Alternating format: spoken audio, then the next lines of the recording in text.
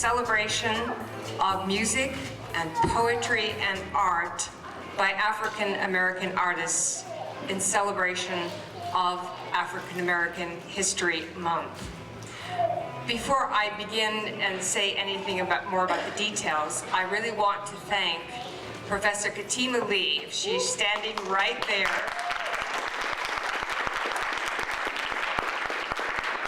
And she has orchestrated and organized the entire evening. And even though she is a great poet herself, she has excluded herself from the poetry readings. So Katima, wonderful job. Thank you so much.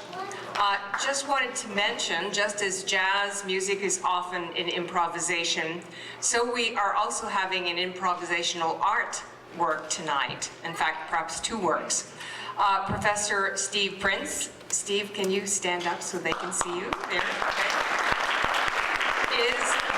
Is going to be drawing while the poetry is being read and while the music is being played. And then we're going to raffle off his painting or paintings, depending on how many he gets done. He's very productive. So without further ado, I would like to introduce Jonathan Neal.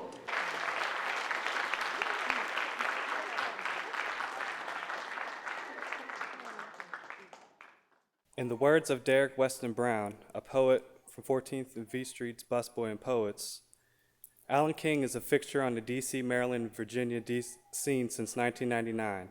Alan has once time blessed every open mic spot throughout the area. Mangoes, he was there. Brooklyn Cup of Dreams, he was there. The first Java Head Cafe in College Park, he was there. The first Mocha Hut on 14th Street, he was there. Yogi's Records, he was there. Harambe's and Adams Morgan, he was there. Teaism, he was there. And bar none, he was there. This cat's a walking history book of DC poetry. Not only that, but he's a dynamic performer and prolific writer. Please put your hands together for Alan King.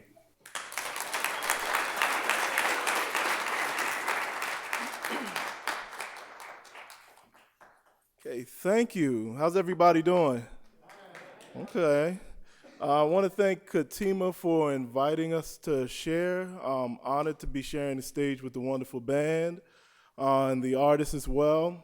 And I also want to thank Montgomery College for hosting this, so thank you.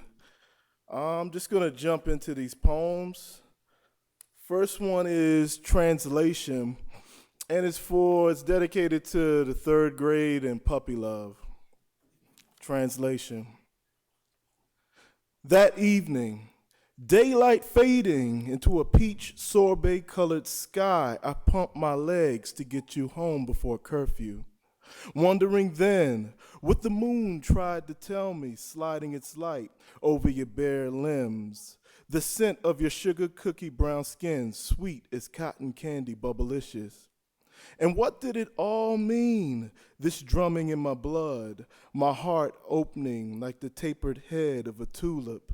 That evening, when you climbed on the back of my mountain bike, I might have been rickshawing a dignitary, the way the hummingbird in my chest fluttered with your arms around my waist. My body trying to decipher this language of touch, when the closest we'd come in third grade was sipping off the same straw. Thank you.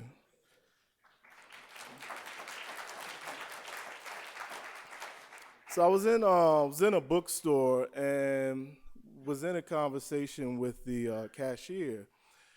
And of all the things we could talk about in the bookstore, she starts running down all these street names for different drugs. And I don't know how we got on that conversation, so don't ask me. But anyway, so what was interesting was a particular drug she was talking about. We know it as Boat, but it has its name in other places.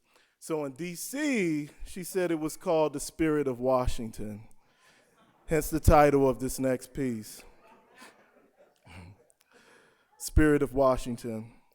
My brother Drew said the boy must have smoked it before screaming and punching a wall at the back of the movie theater, before gloved hands rushed him with tasers. 2 pools left Jay naked in the woods behind our high school, howling at a milky white eye in the dark sky.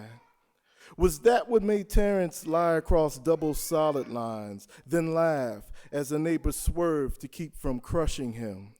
This boat, made of rolling paper and herb, dipped in fluid that preserves dead bodies, far from a cruise liner sailing the Potomac. So this next piece, it's called Conundrum, and oh, thank you. So this next poem is called Conundrum, and it's circa 2007. That's right around the time when I wrote this piece. The actual poem happened a decade before. So we're like 97, I was 16, my brother was 15, and we were kind of going through this phase where we thought we had mastered the art of being cool. And we thought we had it so bad. We were putting together a pamphlet to help folks who hadn't quite gotten there and wanted to get on that level. Well, anyway, my dad at that time was coming to terms with his sons not inheriting his cool genes. And he was okay with that until he overheard our conversation. And so for months afterwards, every time he saw us, all he did was just shake his head and look away. So this is Conundrum, circa 2007. A decade before, my brother and I were strapped inside the leather belly of an Oldsmobile 88 that roared like something feral, with speakers coughing up bass and spitting rhymes from Busta's first album. I don't recall where we were headed, just that we cruised the city with our fresh haircuts and fragrant whispers of Egyptian musk behind our ears. We thought the secret was in scented oils or the abracadabra of a barber's clippers reducing stubborn curls to rows of waves. What we would have given for the answer to the riddles of women. The open says a me to a hidden door in the wall they might have erected for trespassers. And wasn't it deeper than what our father called a lack of game? When science defined pheromones as nature's airborne love potion, that decade we rode with the windows down, the breeze a cool tongue lapping at our sweaty foreheads, both of us wondering what the recipe was.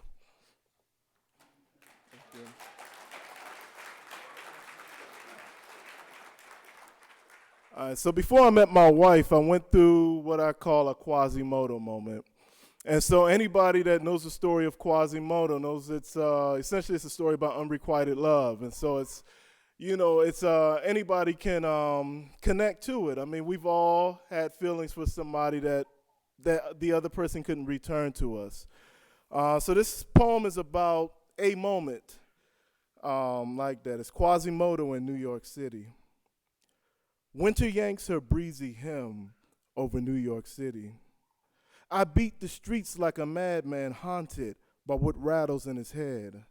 I'm a man shaken by a gypsy woman's loud no when she snatches her hand from his.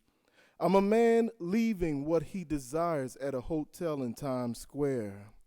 And I might be scary the way insecurities surface like warts, the way passers-by stare at the shame that hunches my spine.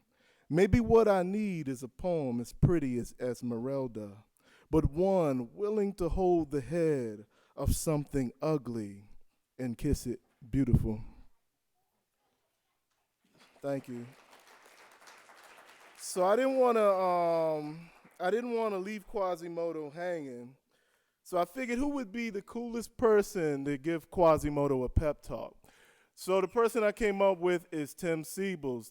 For those who don't know, Tim Sibos is a really cool cat. I mean, humble dude, was just nominated for the National Book Award. Older guy, and he's like 70s cool. You know, you see Tim, you're like, Tim, how you doing? Right on, right on. So there's this imagined conversation between Tim and Quasimodo. So it's Tim Sibos schools Quasimodo, or know what I'm saying? Come on, bro. Gonna be soggy as old sneaks, 'cause some woman you wanted shrieked as if you were straight out of a Hitchcock flick? Gonna dye your warts blue for a pity party when the muse is ever present? Rejection's a turnstile. Think you're the first to go through one? Think you're the first brother to hurt over a woman, to scream your pain from life's bell towers? You're not in Paris anymore. And how could that gypsy woman not see your heart as big as Notre Dame, that it rings loud like bells tolling each hour? You're at the Bowery now. Whole lot of tongue tying to be had in here, my man. Get a load of the one at the bar. Can Esmeralda spill into a dress the way that poem spills her sexy syllables inside sequence stanzas? Tell me she ain't a riddle you busting your brain to solve. If I was you, Home Slice, I'd forget that silly gypsy woman. Try to get up in some wordplay. I'm just saying. Thank you. All right, so the last poem I'm gonna read from Drift is a poem for my wife, and it's At Salams. My heart might have been a candle, the way it flickered. We were in a club below U Street dancing to Afrobeat. Wanted to say those 3 words that night. You painted your face with white dots along your nose and forehead. All I knew of you then could fit inside the head of a flame. And I might have been a lantern, glowing from what I wanted to tell you. But those words were lost in the roll of your hips, when you lifted your hem to the side as if what pulse from speakers bared its horns before charging at us. They were lost among silhouettes, knocked around by the rhythm, lost in a room of dumb bodies the DJ jerked like a puppet master. That night, you grinded my back into the brick wall and took my tongue the way a tsunami overtakes a small boat. That night, I was haunted by worst-case scenarios, a needle scratching the vinyl record, its waxy silence.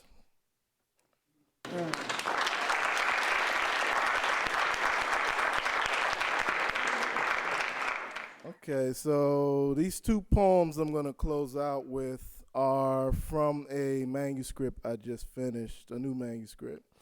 The first of those 2 pieces is poem titled I Wanted Bananas. I wanted bananas, a bunch of them, spooned body to body like small yellow kayaks. So I miss what you said about the war in Libya. When you say Gaddafi, I think of how they spoil if they sit too long on their wicker thrones. We're in my car listening to WTOP. We passed the Spanish market that calls what I love plátanos. Just saying plata, my tongue snaps like the slingshot's elastic strip, hurling A's like stones. You complain about the weak radio signal. I could nod and punctuate your frustrations with hums, as if I'm listening, as if my head weren't full of hunger's SOS. I could pretend that the radio static is annoying, as if the sizzling sound it makes doesn't have me thinking of sweet, chunky rumba slices frying in my mother's skillet, or plantains boiled whole with dashing dumplings and potatoes to eat with saltfish and coconut bake, plates and plates of large bananas, edible boomerangs, nature's golden sugar-filled tusks, the moon's waning frown or waxing smile.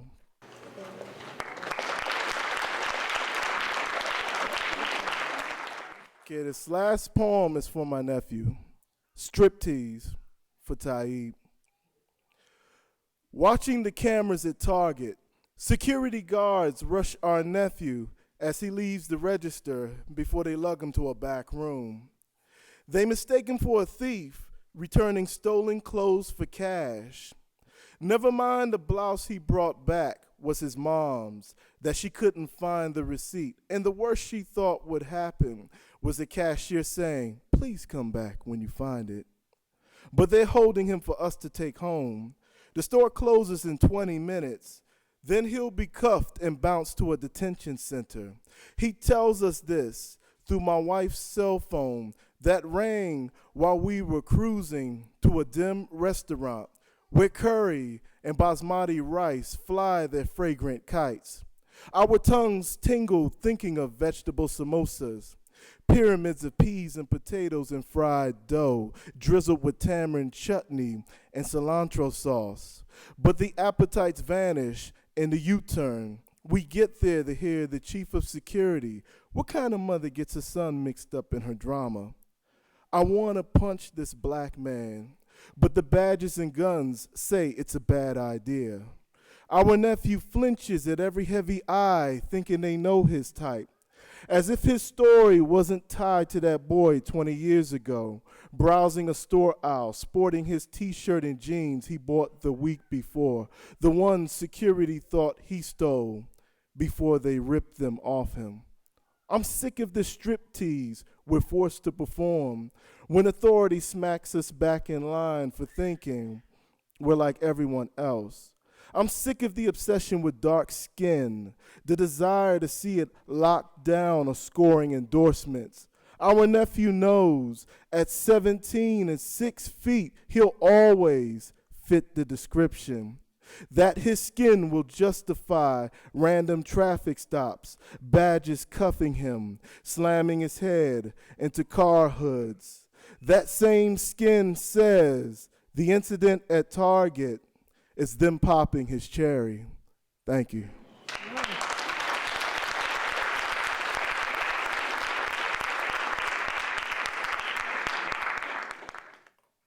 Wow, I'm absolutely breathless. The Harlem Renaissance has been relived tonight, for sure. Let's give these poets and artists a tremendous round of applause.